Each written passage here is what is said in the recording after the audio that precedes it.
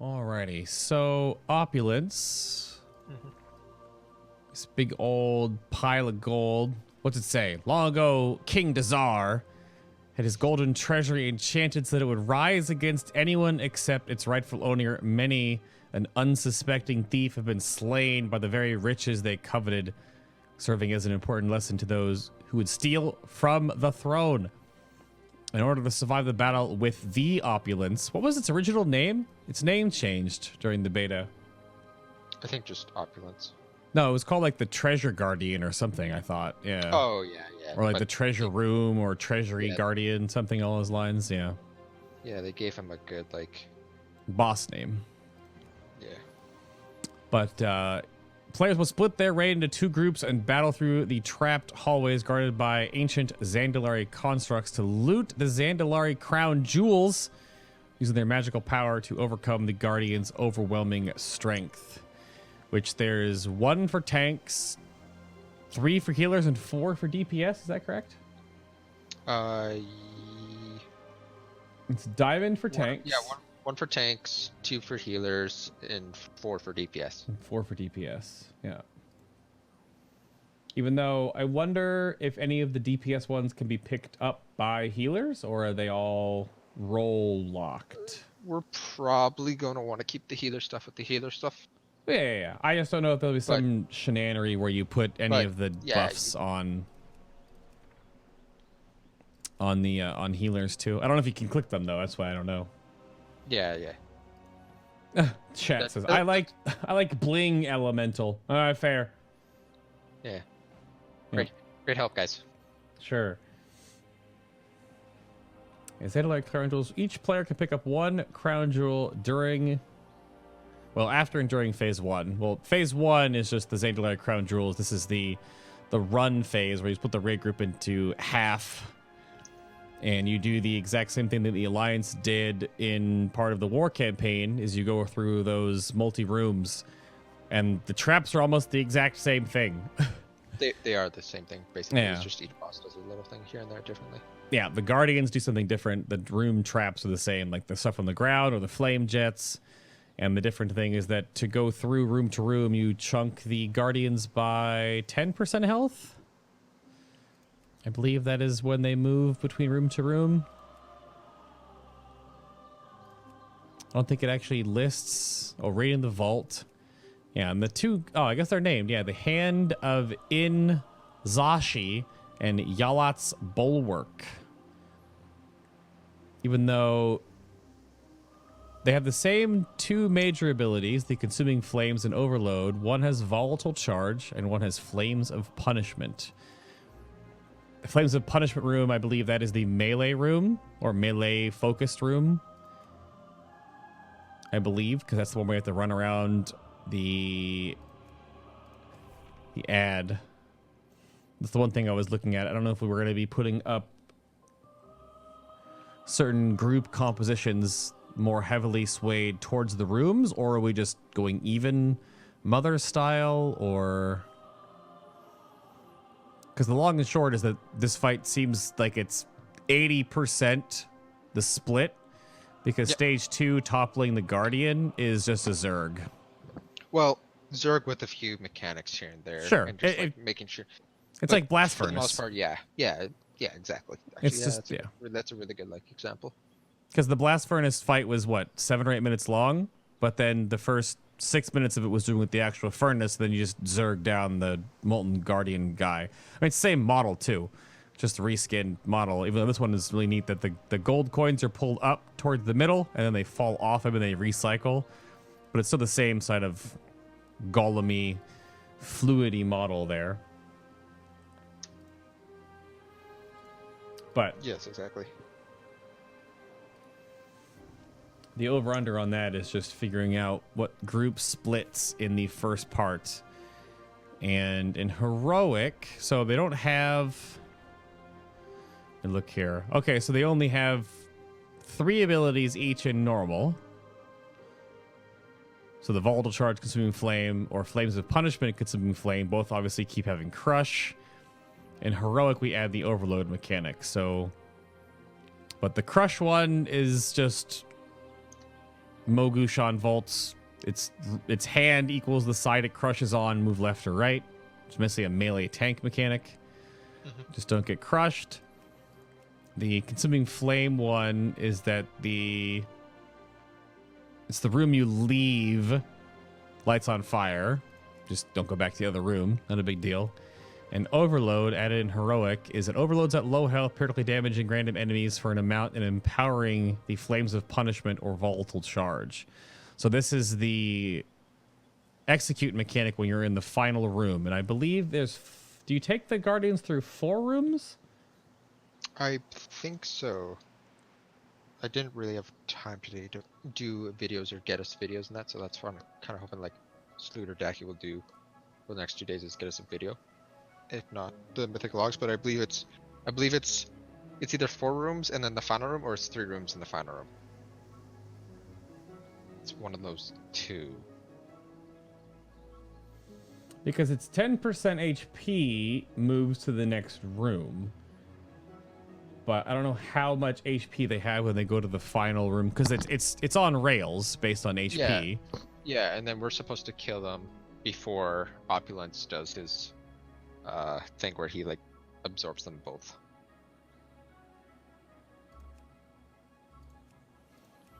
Yeah. I don't know what that ability. I don't know how much time we have for that. That's what I'm trying to figure out if it lists it in here. Just has when Opulence is engaged, it will attempt to hoard power from its constructs. If they are alive when he casts finishes, he'll gain double damage and double health for each of the constructs still alive. So I don't know what the cast does. This document. Let me see if this big document has anything about hoard power.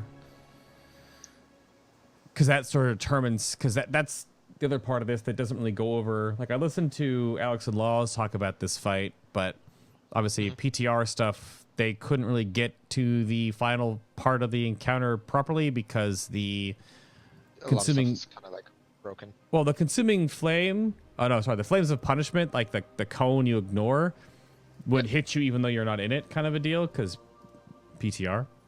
Yeah. But what I don't know, listening to them talk about it, is the HP values going from room to room. Yeah, exactly. Because that's sort of a soft enrage, is both groups have to be able to keep pace with each other and keep pace with the boss's horde power. But I don't know how long we have. There are 9 rooms, apparently. He does 4 rooms. Then you can grab gems on all subsequent rooms. He does 2 of the 4 traps instead of just 1. From testing, and the ability gets empowered. The 2 traps might be mythic only. Yeah, I haven't looked at traps yet. Oh yeah, there are some traps that are mythic only traps. Specifically, so the Dungeon Journal only has the chaotic displacement, but apparently there's another one as well. Another trap? But I only saw the chaotic displacement via the Dungeon Journal, but I've seen other people have had like the 2. Yeah, I don't want to get down. Yeah, I don't want to get too far ahead on that one because that changes a lot of things. Because obviously the main core of this fight is split the red group into half, and you both do the hallways. One side. You want like your more mobile. I just know you want more mobile people on one side and less mobile people on the other side. Yeah, more mobile on Yalat, I suppose, and less mobile on, because the hand of Inzashi just AoEs the room, so like big deal, I suppose. And the AoE looks like it. Yeah, the expelled charges periodically inflict nature damage within 6 yards, so it's more of a spread room. Yeah, so a spread room and a stack room, essentially.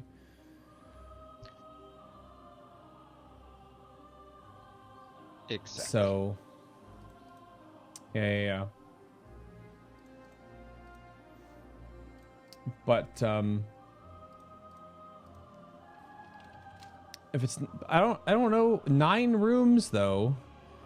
Does each group go through 9 rooms? Each room is 10% health. After 50% room, you get the 2 mechanics per room. I think it's 4 rooms each, and then the final room. So that's nine rooms right there, right? So 4 and then 5. That's what I thought. But yeah, you get the gems and then you burn down the guardians from half health then? Mhm. Let me look.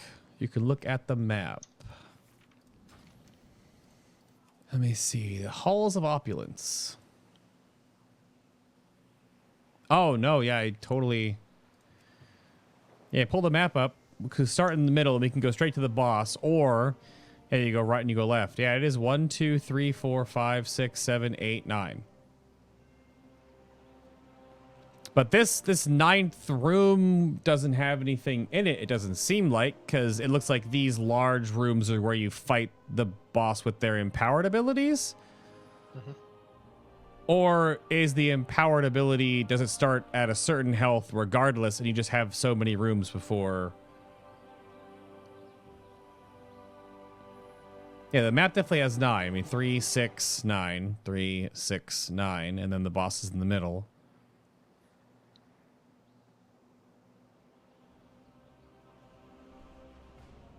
Huh. It's hard to discern from PTR testing because I don't know if you're supposed to go through all of these rooms and then your guardian's at 20% health. Because it'd be 10, 20, 30, 40, 50, 60, 70, 80% health done. He has 20% left, and then you have to kill him in this room. And then you have one room where you just walk into the main room. You can get far enough to see if the ninth happens. Right. I was wondering for pacing, I don't know how long you're going to be in each room then. That sounds like a lot of time, which still more of the point of this boss is that it's... Yeah, I think it's like going to be a split down the... Like, I feel like it's going to be like 3 minutes, like a minute per each room probably, if not longer. And then 3 minutes for the final part of the fight. Like, that's how I picture the fight going in their head. Also true, yeah. So how many... Because we get massive steroids at the end. But I don't know if we actually get these steroids at the start, like the second you, like each room, say if we put those they pick up jewels right away, do those jewels become active instantly or they become active? The jewels become active later. After we've cleared the vault. No. They're active like halfway through or so. I'm trying to look and see... I'm looking at the other big document that we have here. I don't know if they list anything specific about percentages.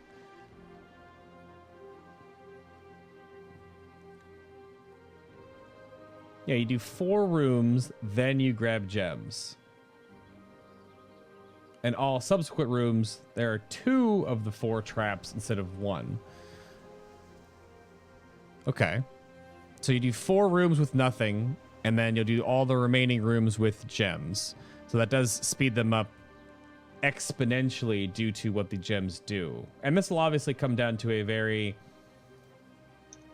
composition-wise, also class-based wise, due to the fact that we will be... Let's scroll down to what you wrote down here for Opulence. And then look at this document. Yeah, so again, the different gems. So the tanks just get the Unshakable Diamond. Protector. Yeah, I list them as like Diamond Sapphire. I just list them as like the name of the diamond. Yeah. But so tanks get a 50% absorb for all incoming damage up to 300% of their maximum health and damage, and then when absorption is broken, the diamond becomes depleted. And the depleted diamond requires 30 seconds to recharge, and once recharged, it will grant the absorption again. Yep, that's the tank one. And the 2 healer ones are Sapphire and Amethyst. Yes, and I believe Sapphire is most likely... Like, part of me thinks Sapphire would be really good on a Druid, because you just hot up everybody and away you go. Versus the Amethyst one where you want it to be on, like, the spot healers, but... I don't know. Well, so the 2 different healer... The two different healer buffs are Tailwinds for the Sapphire, which increases damage done by 5% for 30 seconds. The effect stacks up to 5 times for 25%, and upon applying the 5th stack, the caster gains Soothing Breeze. And the Soothing Breeze will be double healing done and damage done for 12 seconds. So, I mean, first off, Discipline Priest. Second off, Mistweaver Monk, because they can actually make use of it. Even Holy Paladin. The only issue that I have with both of those is that how easily are they able to make sure they are putting that on essentially every DPS? I think to me it should be either Resto Shaman, Disc Priest, or Druid for Sapphire, because we can reliably make sure it is on everybody. Right. Like, sure, it'd be great for the damage increases for those ones, but On PTR, it was Slim Priest 10,000% because every atonement heal applied a stack. That's what I'm wondering. On Resto Druid, if you put Rejuve up, does the cast give one stack, but then does each tick give a stack? Because if it doesn't, then it's not good. Each tick should give a stack. Because if atonement is giving a stack per, then it should be every heal. Like, my hot should. I hope give stacks. so. Yeah. Right.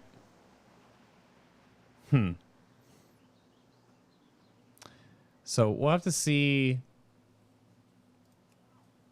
how that works. The other one, the Amethyst, is 50% flat haste on the healer, and then they apply Shadow Touched, which reduces shadow damage taken by the targets by 90% for 1 minute. This counters a few different things in the fight, but anytime a Shadow Touch player takes shadow damage, it will trigger Dark Knowledge on the healer that has the buff, which restores 1% of mana to players within 10 yards. So that just kind of means that due to the room location, you'll have a few amethysts, I would imagine, that would help give mana to other healers. For sure. Yeah, the big thing there is the Shadow Touch thing that reduces the damage taken. Specifically, so after having an orb for a certain amount of time, you get the Thief's Bane. And that will just straight up, like, nuke your face off. You'll just die. Well, no, so you need... Yeah, we're going back to that. You mean you need a combination of both. Why that is a big thing, is Thief's Bane, which is stealing one of the crown jewels, applies the Thief's Bane, inflicting almost 500,000 shadow damage after 30 seconds. So that's just like a reverse rack, though. You'll have a tracker for it. You'll see the debuffs, and you have to make sure that your Amethyst buff is on everyone, essentially. It lasts for a minute, but you have to make sure that it is there so no one dies from this, so they take very minimum damage. Resto Druid and Resto Shaman also make crazy use of the Amethyst because of the infinite mana and haste scaling. You basically will have one Amethyst, one Sapphire on each side with 4 healers. Yeah. Okay, so some people are saying sit the Resto Shaman and the Druid on the Amethyst, or to be recipients of it? No, Resto Druid, Resto Shaman are good with the Amethyst because they have infinite mana with it, essentially, and 50% more haste. Oh, okay. Okay, so I think either way, like, we're wanting to increase the haste by 50. That is... Because you'd want, on the sides, you're going to want one of each to begin. And then you'll have 2 of each in the main room for the overall mechanics there. Like, think about this, 50% haste on a Disc Priest. But they don't need the haste. They want the double damage. Tailwinds is by far way better. They don't need haste. They just need the raw damage. And Tailwinds, whoever the healer gives Tailwinds to everybody. Correct.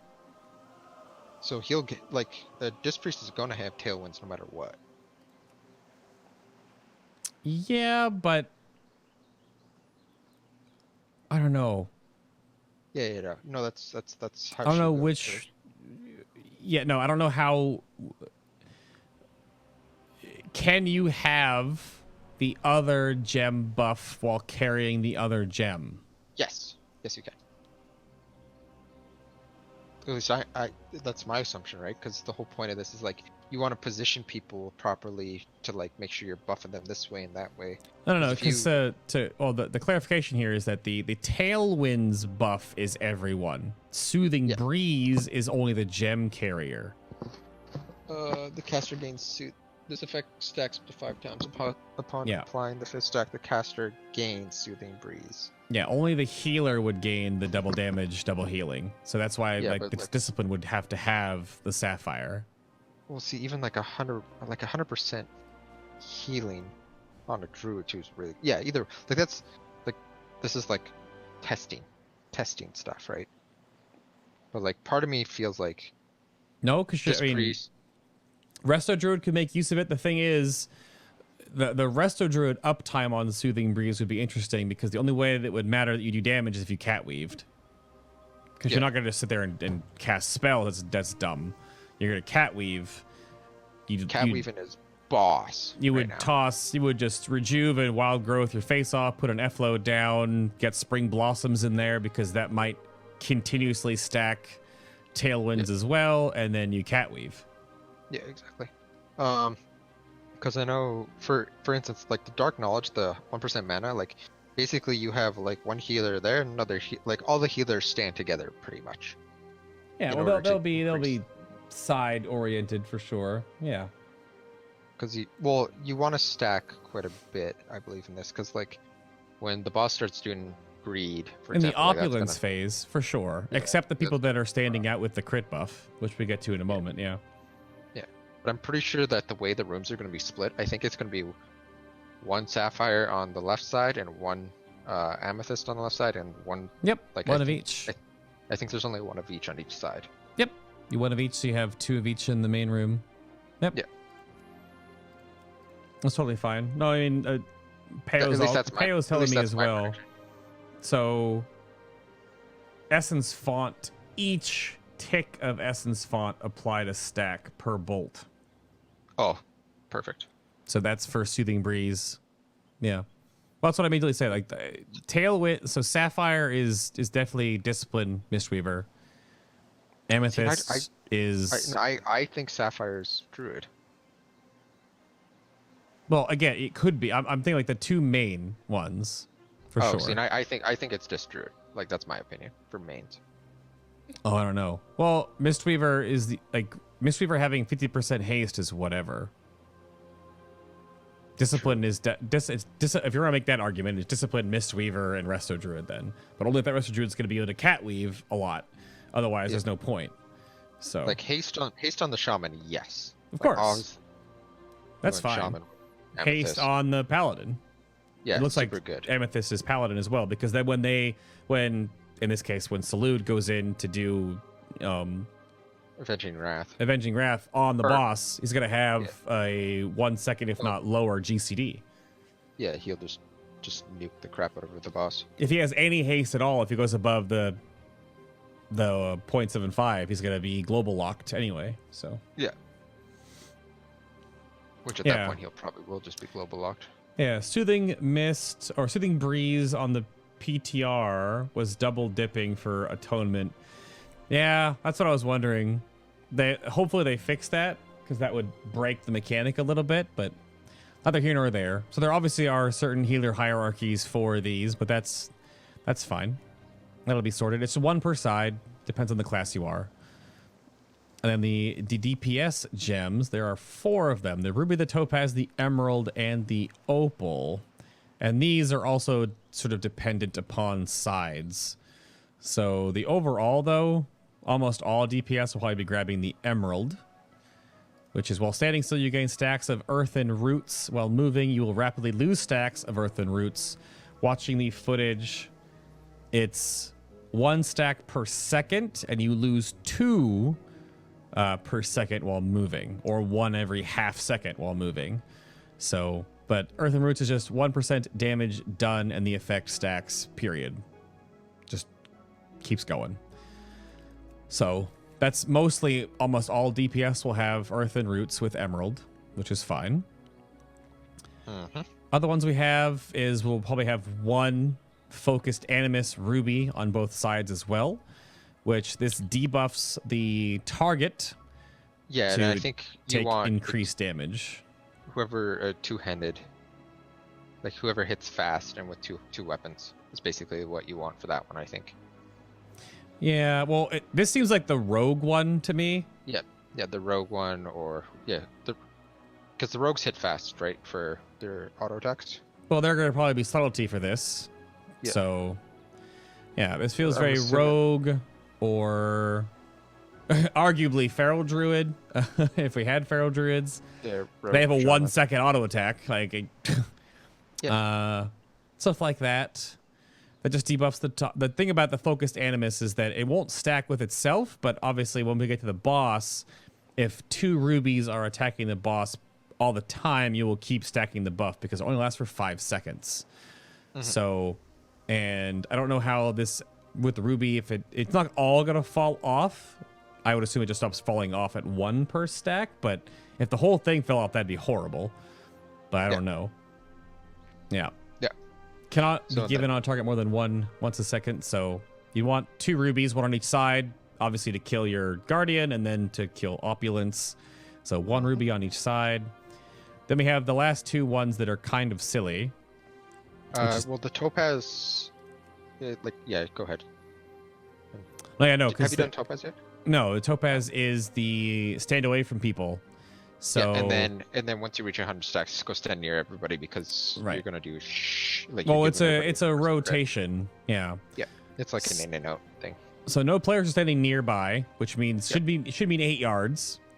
Yep. They'll gain incandescence. They actually have an animation of like a pillar of light Yep, on them. kind of like, probably similar to like a Shaw of Anger. It's like Crossing- it looks like one of the toys that makes like a light beam on you. Gotcha, So, gotcha. but incandescence is they gain a stack of incandescence. It looks like doesn't actually say how fast they gain it. But Power of the Sun grants incandescence. Players standing nearby cause you to lose incandescence, but once you reach 100 stacks, the player becomes grossly incandescent. And when you become the beacon of the sun's power, you will radiate the aura around you, which is... This is different from the PTR testing. This gives 100% critical strike chance, it says in the dungeon journal, so this may have been changed because it wasn't guaranteed crit chance on the PTR from my knowledge. So I'm not sure, but whatever this means that you have, I don't know if we're going to want 2 on each side, like 2 ranged on each side, or just 1 ranged on each side. But this seems I think you want 2. it seems very hunter. I'm just putting that. This is a hunter Yeah. debuff for sure. Hunter debuff, possibly also mage debuff, depending on the specs of the mages that we want to run. Because Frost Mage or Fire Mage look both really good with this, but so does a Arcane Mage with guaranteed crit and Arcane Power lighting up. Seems pretty juicy. So it might be up to the mages, but I have a feeling that Arcane or Fire Mage, because Fire Mage can save the cooldowns, they can have 100% crit chance in Combustion, or And then just Arcane. pop the fuck off. Well, or Arcane Mage can line up Rune and Arcane Power line up with everything. guaranteed crit chance. They're both really strong. Yeah, I would exactly. say that Frost Mage would be a lot of just pad damage on the ads and not boss damage. But Well, the ads are extremely important to die. They The little are. bastards. I think the melee are going to have plenty of damage to kill them. I think would be fine. But I don't know. But probably 2 on each side. If not, obviously 1, but definitely 2. The rotation for incandescence will have to be... How long does Brilliant Aura last?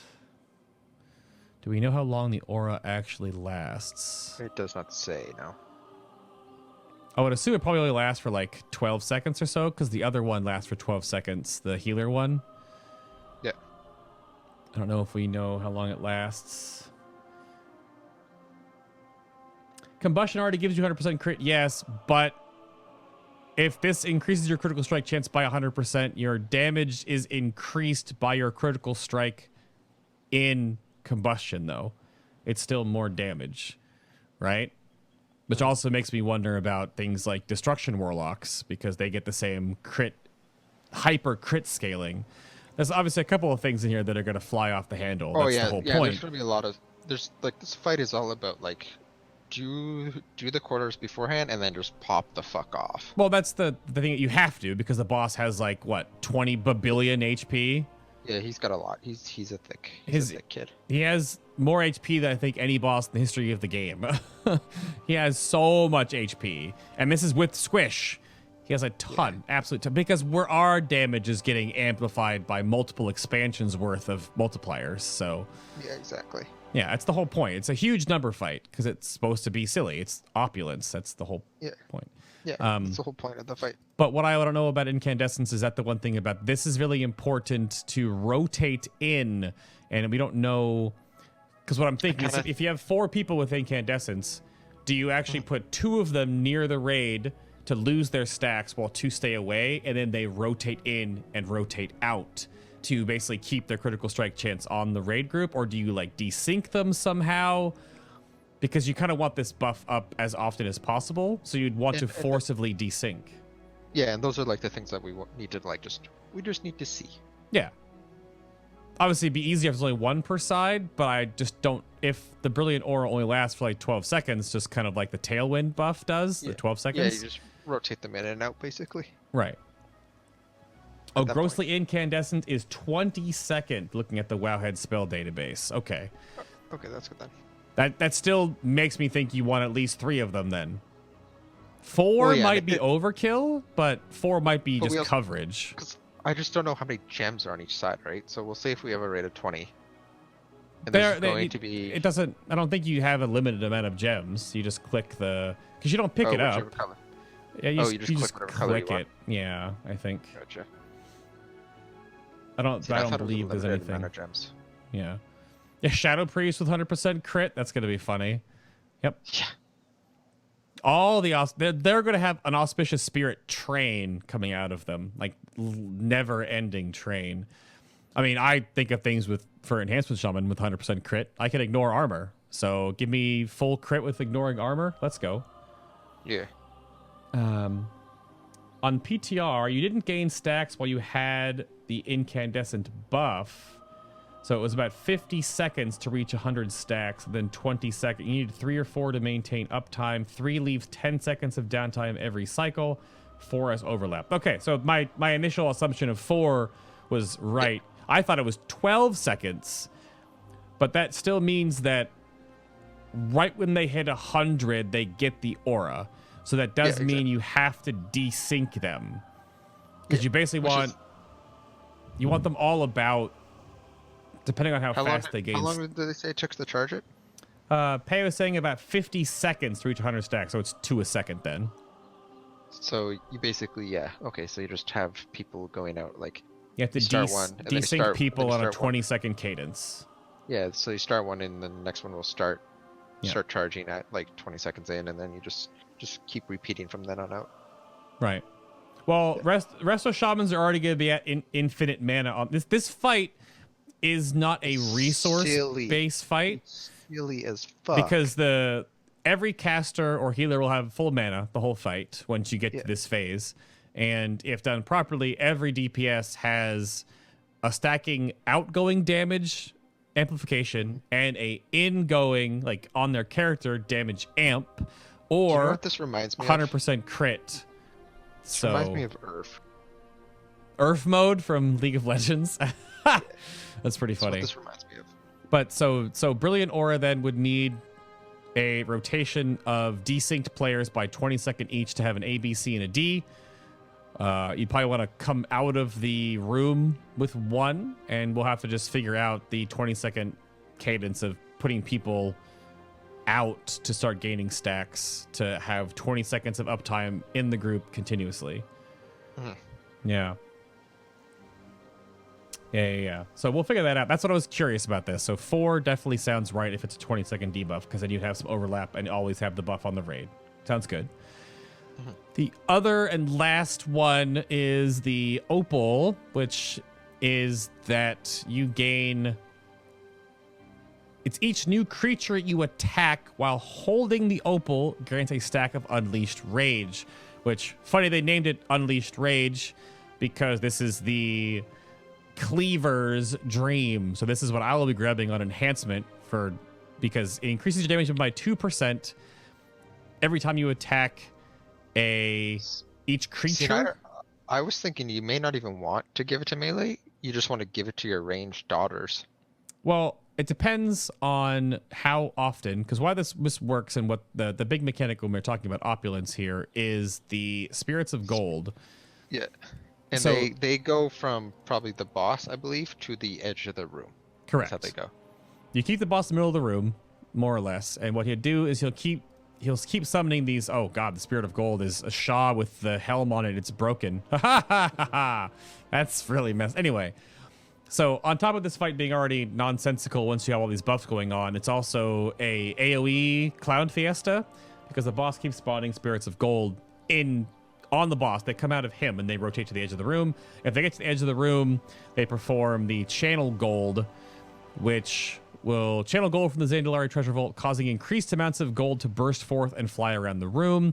And they are like meteors, and they do 50,000+ physical damage to places within 5 yards. You don't want that to happen. You want to be able to just kill them.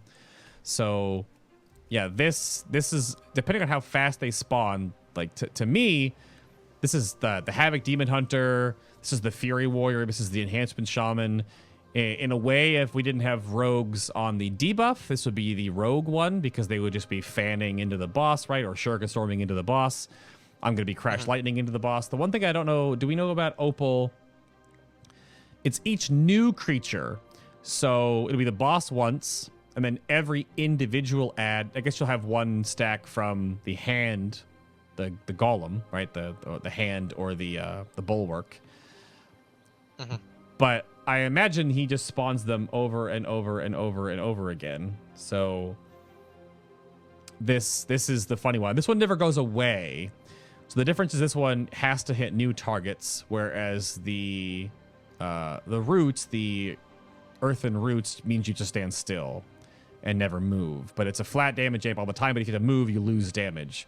So this basically means that earthen roots are on the pure single target people, which it may be less than I think. That's because it's not going to be on hunters. And that's why I'm thinking like I mean, demonology With it- warlock. I'd probably.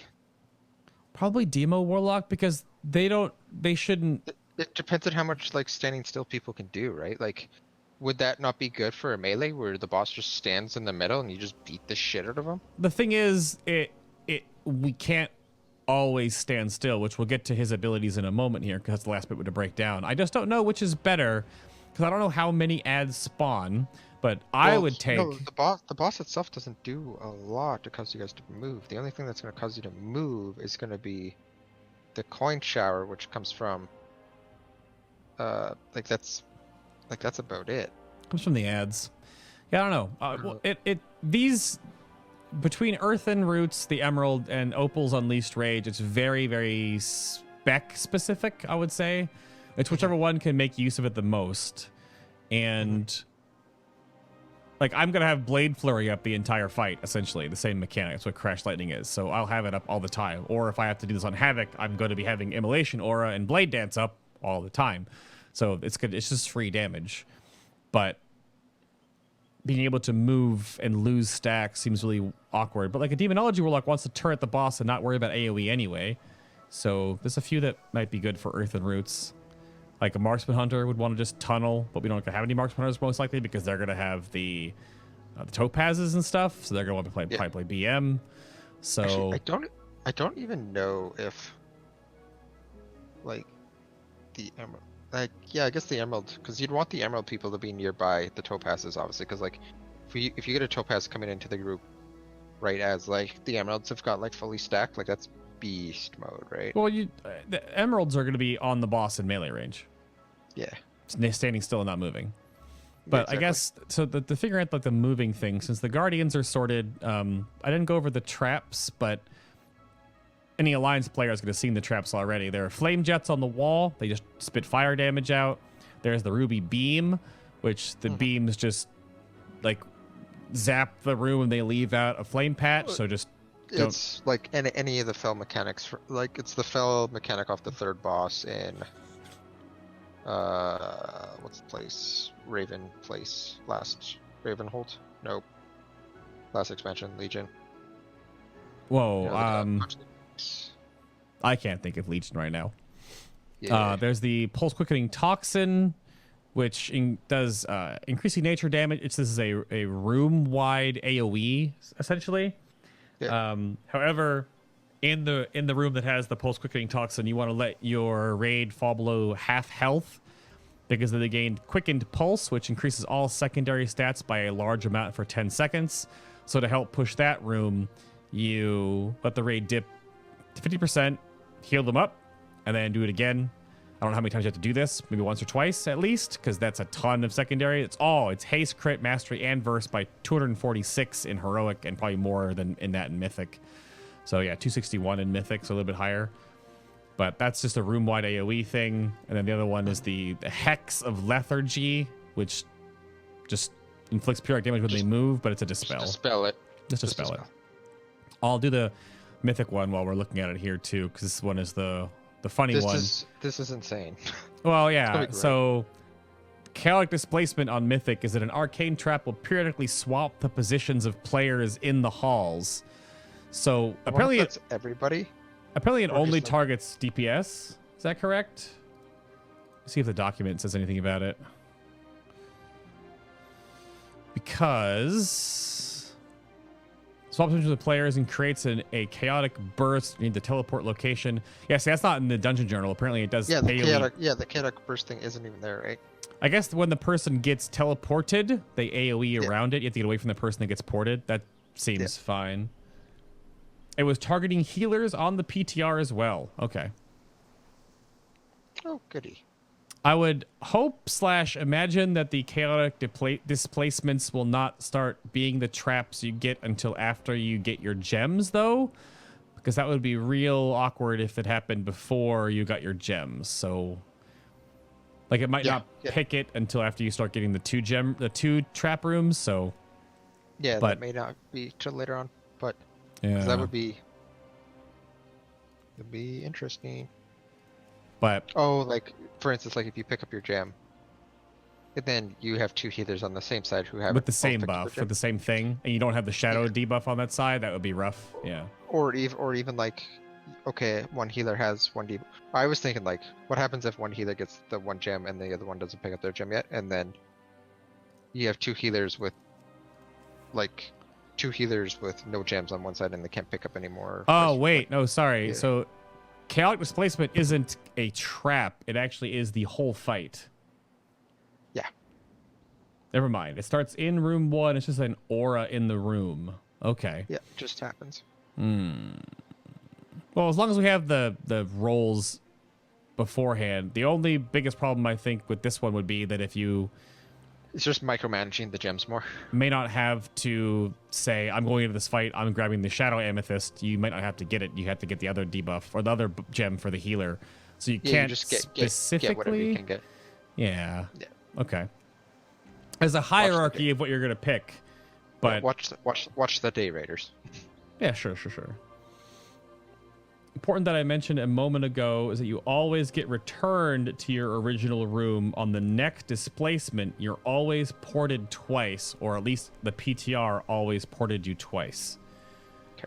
So it picks two people and they swap again. Then it'll pick two new people and they swap again. That's less bad actually. I thought it would keep messing up your rooms. That's actually not terrible. It's a lot more tame. Because if it picked two people and swapped them, and then two other people and swapped them, you're going to have totally different room compositions eventually.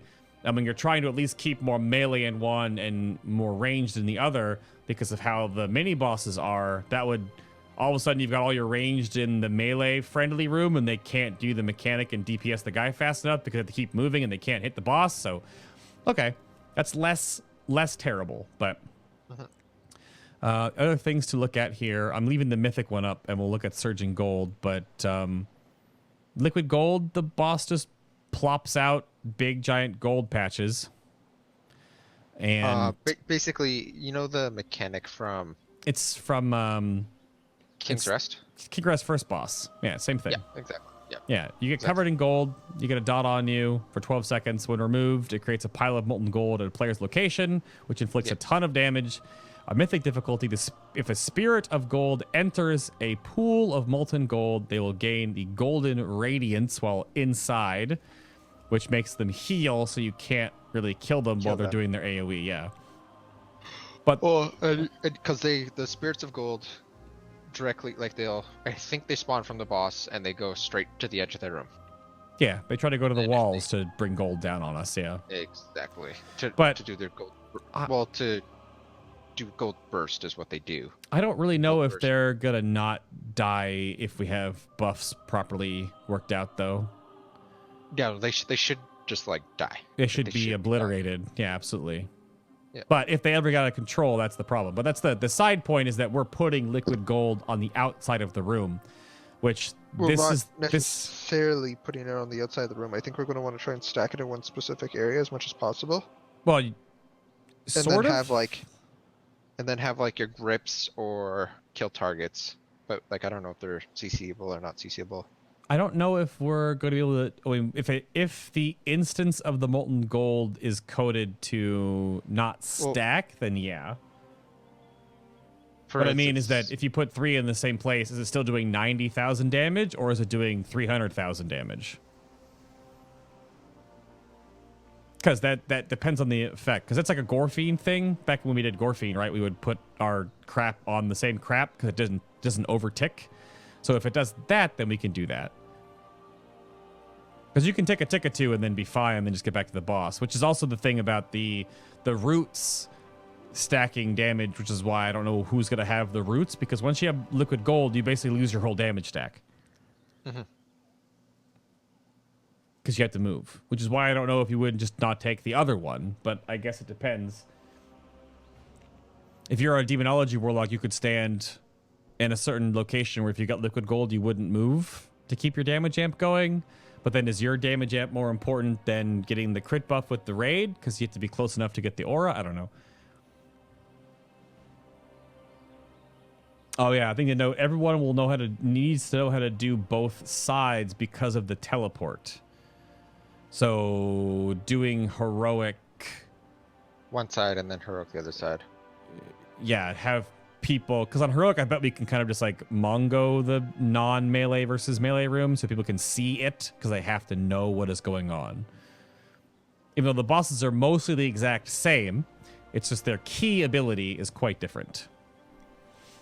Because one plops a bunch of stuff on the ground where you have to spread out, and one you have to move around the boss in a clockwork pattern, standing behind him to not get hit by his frontal. So, but that's why liquid gold. I'm not sure how that's going to work with the emerald. Spirits of gold, already went over those. The coin showers. Large piles of coins fall on a targeted player after 10 seconds, inflicting physical damage to all players within 7 yards of the targeted player, divided amongst the number of targets hit. So this is meteors. So are we shifting to soak these as a group? That's what it sounds like for a coin shower. Or do we just bring the coin shower into the raid? So much large falcons to fall on. It sounds like bringing into the raid. Either, yeah, I think bring into the raid and or cheese with immunity / bops. Because only a 7-yard AoE and it's physical damage. Yep. If it can be, some of these effects go through immunities now, so we'll have to try that. Yep. So that's a note to bring up. Yeah, definitely. We got Whale of Greed. I should have that. I have that in my thing as well. Coin Sweep is just the tank ability, which basically resets their diamond. So that's the tank swap. Yep. Yeah, and that thing hits hard. Well, it'll do 0 damage if they have their have their diamond up. Yeah. It makes me think is it a reverse tank swap then? Basically. It sounds like you'll have one tank that has diamond on cooldown tanking the boss, and then do you taunt swap before coin sweep when your diamond is active to take the coin sweep and let your other tank start cooling down? Instead of the other way around, because you can't just tank the boss and make sure you have your diamond active. I think you have to go into the taunt swap with diamond. Not sure. I know Goob and Sam did their tank stuff. Yeah, they'll figure that. I just feel like it's a reverse tank swap. Yeah, it may be. Yeah, no, well, it's 550,000 physical before any mitigation. I wonder how much of it is played with just cooldowns or played with the diamond itself. Yeah, exactly. Yeah, we always have to bring up Mythic Fetid Thrash, yeah, which is 440,000 raw damage with Enrage, yeah. For sure. Totally safe. Doesn't kill you. So the big thing about this fight and why it is very much like Blast Furnace is it has the same kind of effect as Blast Furnace. So Whale of Greed is the soft Enrage on Opulence, where it channels a Whale of Greed for 10 seconds, and it'll inflict heavy shadow damage to all players every 2 seconds for the 10-second duration, and the damage inflicted will increase each time it deals damage by 25%.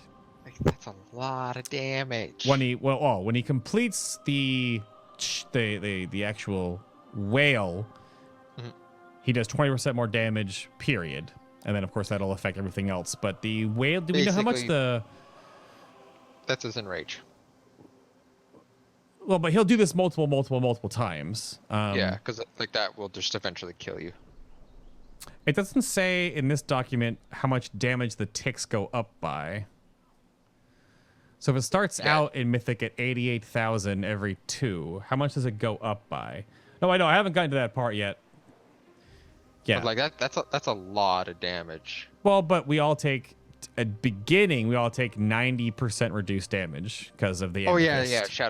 Reduced shadow damage. So you'll want everybody having that buff. Of course. That lasts for a minute. The issue is the soft enrage is that his damage will eventually overcome the 90% DR to shadow we have, and it will still kill us.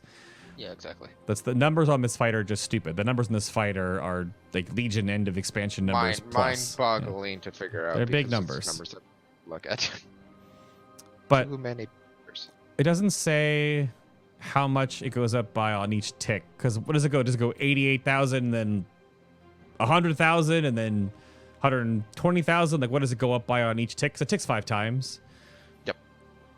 But it doesn't say how much it goes up by about each tick. Just when it finishes, then it starts off, he has a flat 25, then he'll have a flat 50, then a flat 75, then a flat 100. So I wonder, do we know the interval? I'm looking at this other document here. That would be something that we have to look at in logs. And I just haven't. I've been really busy today. Like how often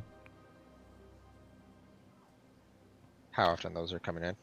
Also, this giant post says that Coin Sweep has a damage taken debuff associated with it, but that's not in the dungeon journal. Huh. Well, I think they changed it because this document says 180k damage plus double physical taken for 30 seconds.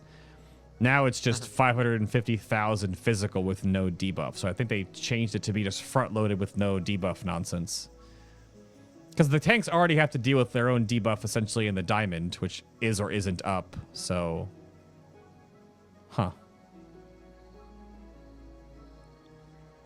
let's see.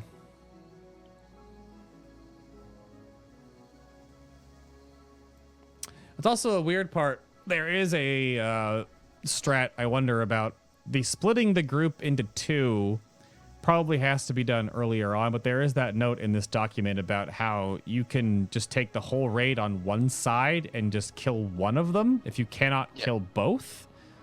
Yep, and that will just because whenever he just does the horde power, you're better off just making sure everybody stays alive, right? And you kill one. Yeah, because then he will automatically kill one of the constructs for you. Right. I wonder if that'll be usable at all. I hope not. That sounds like a when you have gear thing. Yeah. Not a on progression thing. Like that's just going to be 100% increased health and damage instantly, right? Well, for one.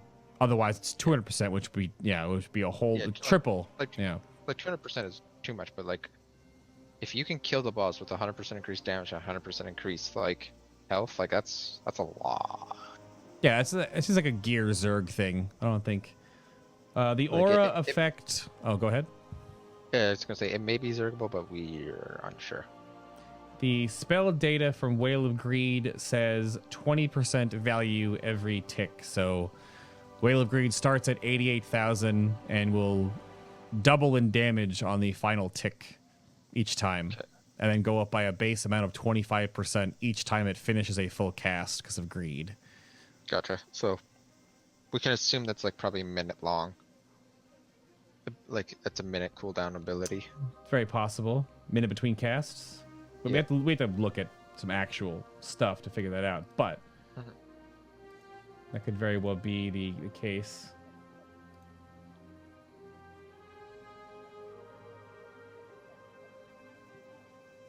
Yeah, no. Greed increases damage done by 25%. Oh, are you saying that this...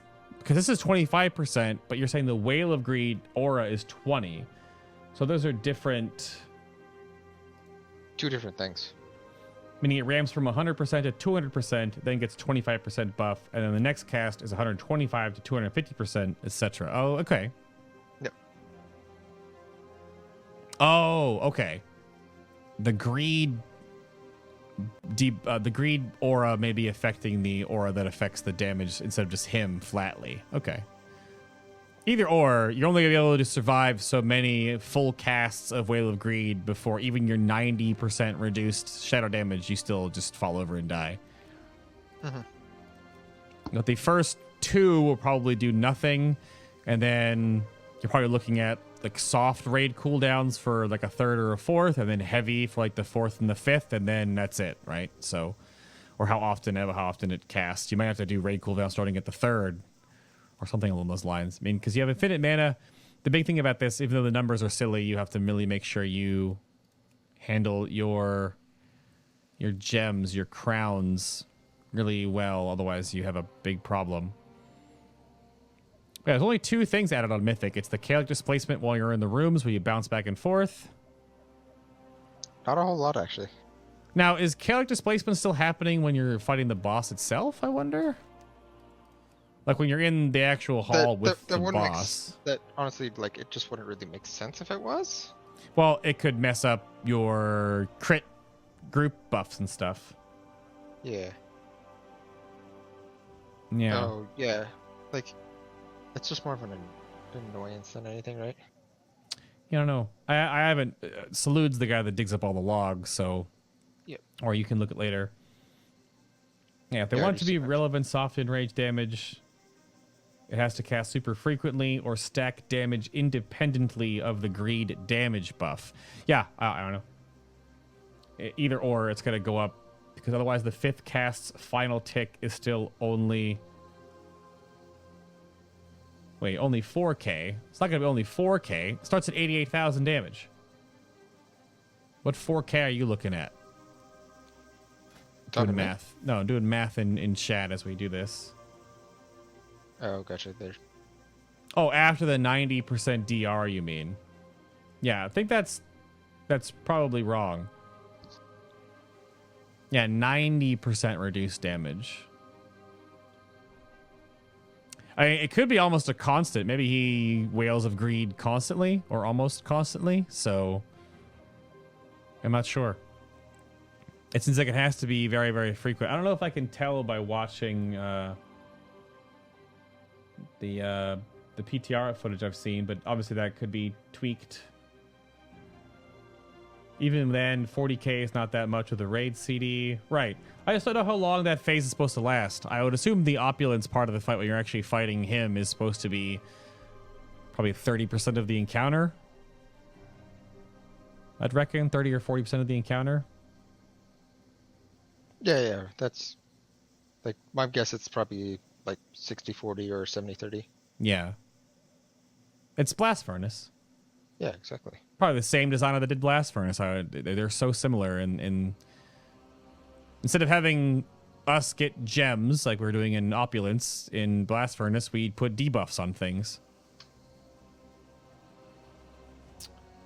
And Yeah. honestly, we haven't had a blast furnace fight or style like that in a long time. So No whole expansion. Spino Deathwing also that style of fight. So not as egregious, but that's pretty much everything outside of figuring out how often Whale of Greed casts. That's a wonder. How often Spirits of Gold are summoned. How often these are summoned. That one is another question mark that we don't know about yet. Even the time between liquid gold's debuff, due to the fact that it is a 12-second dot, if it's casting that often, you're going to run out of room. It's a pretty big pool on the ground. That and the pool grows on Mythic, right? I don't think so. The Nope, Mythic it does. difficulty is that it gives the heal to the ads. So It just looks huge in the PTR footage. Like stupid big. It's called Surging Gold is the ability on Mythic. Causes gold in the area to surge, increasing the size of all gold pools for 30 seconds. Oh, you're right. Oh, so there's the surging gold makes them large. I didn't even look at that. I actually didn't look at that at all yet. I didn't click on it. Yep, nope. So that is why it gets huge. But that just constricts the room. Also makes the ads a little more dangerous, I suppose. Yeah, more likely to heal, things like that, etc., etc. But that gives more meaning to, because that also means positioning the boss would be interesting. If the spirits of gold always go toward the closest edge, it almost feels like you 60% the boss towards a little bit closer towards one of the walls to bait the ads into going the same direction. And then you put the gold on the other side of the room, like the longer side of the room. Yeah, exactly. That's You make a short side and have a long side, so when that room fills up with gold, no ads go towards it. Exactly. Huh. The room isn't that big, actually, though, so No, that would be... That will definitely be a point of contention. Because you see this in the Alliance War campaign, we go into the Halls of Opulence and we're in there. It's not that big of a room. But what I'm imagining here, if you split the room in half, you'd move the boss over like here. I'm just looking at the right circle that he stands beside in the room map. Yep. And then you put the gold on the left side. You fill up the left side of the room with gold, put the boss a little over here, so the ads will always go towards this side. And if they're getting obliterated, then it doesn't matter that they can walk to the wall quicker or quick-ish. Yeah, as long as they're dying, right? Like that's the sweet spot, right? You kind of do the same thing that we do on Zul for baiting the fears. Anyway, I think we're good. I think we're good. It's been an hour. Do you have those question points in the doc? Yes, I put them up at is there anything else that you can think of for question points? Because a lot of it is how often. It's like how fast, how often does greed channel? How often does he put gold down? How often does he make the gold grow? Can we stack gold debuffs, or does it actually multiply the stacks instead of singular stacks? So I have things to work on, which is vids, comp, rate split, rate positions, because we can And probably ability min-max. Yeah, like I'm thinking like rate positions for like where we have people standing with certain gems and things like that. Yeah. And then the logs for checkability timers. It's a lot of this fight has a lot of moving parts, but everything is just. It'll feel like a very once you're color coded, and you have your rotations down, you just hit the boss. Yeah. Yeah, exactly. It's hit the boss and dodge the effects on the ground. There really isn't anything super crazy going on here.